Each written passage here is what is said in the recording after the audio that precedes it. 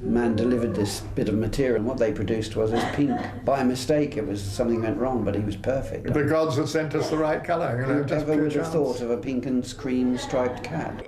They just made things up as they went along, not just the programmes themselves, but actually how they were made. My dad's camera was an old Bolex camera with Meccano bits to make it into a single frame camera, which he made himself. Today, Daniel looks after his father's work. 6 years ago, making this. It looks like Small has an idea. An updated version of the clangers. Mother Clanger is wondering where Small has got to. But he's convinced all the original programmes, including Bagpuss, have retained their magic. I think it's the stories, really, more than anything else. You know, my dad was very particular about working quite hard on stories and making sure that they were sort of compelling and interesting, really. The animation may seem a bit crude by modern standards, but in some respects, I think people, the audience and children, meet the programme halfway with their imaginations. And now with each of the 13 episodes on iPlayer for a month, today's children can decide for themselves whether Bagpuss and his friends are worth a watch. And of course, when Bagpuss goes to sleep, all his friends go to sleep too. Sarah Smith, BBC South East Today. Brings back lots of happy memories for me. Now, every Wednesday, our weather presenter Sara Thornton is out and about on her mission to put some of the smaller villages of the South East on the map. And Sara, you've been to Kent, you've been to Sussex, but you're somewhere else today.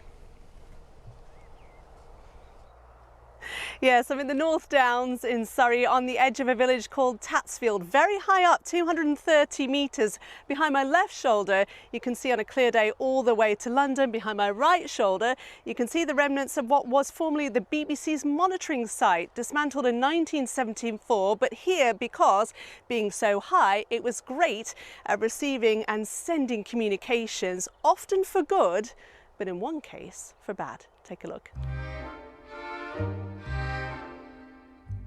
Welcome to Tatsfield, high up in the North Downs.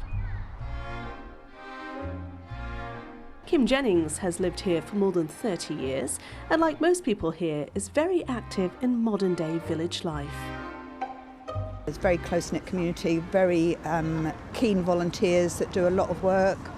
There's a lot of clubs and societies in the village.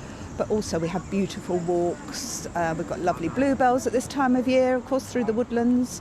We've got great views over the City of London. But here in this field is a clue to one of Tatsfield's most intriguing parts of its history. This telecommunications tower behind me is there because this is one of the highest points in the southeast. And that's why one of Britain's most infamous spies chose to live here. Donald Maclean, one of the so-called Cambridge 5 spying ring, came to live at this house in the 1950s, all the while passing government secrets to the Soviet Union. It all came to an abrupt end in May 1951, when one evening during dinner, with the net closing in on him, he fled England, eventually defecting to Russia. The police had come to the front door and the butler was getting his dinner ready, and he jumped out of that window, ran across fields and ran into the village, and I believe there was a taxi driver who was a sympathiser, Russian sympathiser, and took him either to the train station or down to Dover. A story that happened 70 years ago, but perhaps not quite over yet.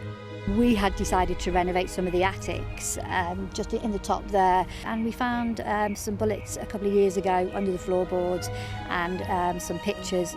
I think it's just really, really interesting, and it's been a focal point of a lot of dinner parties of my friends. A fantastic story straight from the pages of a spy novel, putting this village forever in the history books. So what a story. Our thanks to the villagers of Tatsfield for nominating this place, a really lovely place, apart from the spy novel. And in fact, they won Best in Bloom a number of times. They wanted me to tell you that. Really very, very nice here. Now, we weren't sure, I have to tell you, whether it would be a good idea to be stood here live tonight because, of course, we've seen some showers coming in, and that, of course, takes us nicely on to the weather. Let's take a look at the headline for the next few days. It is actually going to be slowly cooler after tomorrow, but tomorrow could actually still be very warm indeed. And we'll be talking about the risk of some showers here and there at times, but I will say that the timings, as they already have been doing this week, will change. But let's take a look at what's going on overnight tonight, because we have, as I say, had some thundery showers around. They were just sort of pulsing up. They got parts of Surrey earlier on, and through the night tonight, they're all clearing away. But we are going to keep an awful lot of cloud through the night, and that is, if we move the graphics on, that is going to keep our temperatures up. It's going to be a muggy old night tonight, let me tell you, and temperatures are going to stay up in double figures. So that's how we'll go into tomorrow morning. It is mostly, though, going to be dry, but it is going to be fairly muggy and cloudy to start us off. And then when we see some breaks coming through in the cloud, the temperatures have the potential still tomorrow to really zoom right up the charts. So the temperatures you're about to see on this map are fairly conservative, but we could again be in the mid to possibly high 20s Celsius. Today we were at 26 and 27. Could see that again tomorrow. That's the low 80s in Fahrenheit. And then into Friday. Well, Friday's a tricky one. And like I said to you, timings and any rain may change. It looks like we're going to be largely dry through the day on Friday, but see some showers pulsing in later on. For the weekend, there's a potential for further showers on Sunday. Potential. It looks fairly settled and still warm into next week, Charlie. Wow, 2 weekends in a row. Thanks, Sara. Great news. OK, well, I'll be back again with an update at 10:30 here on BBC One. Hope to see you then. Goodbye.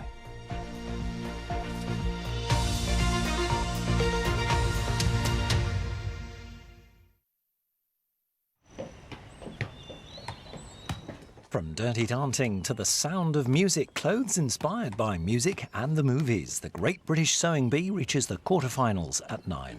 Welcome to Wednesday night on BBC One, and it starts right here.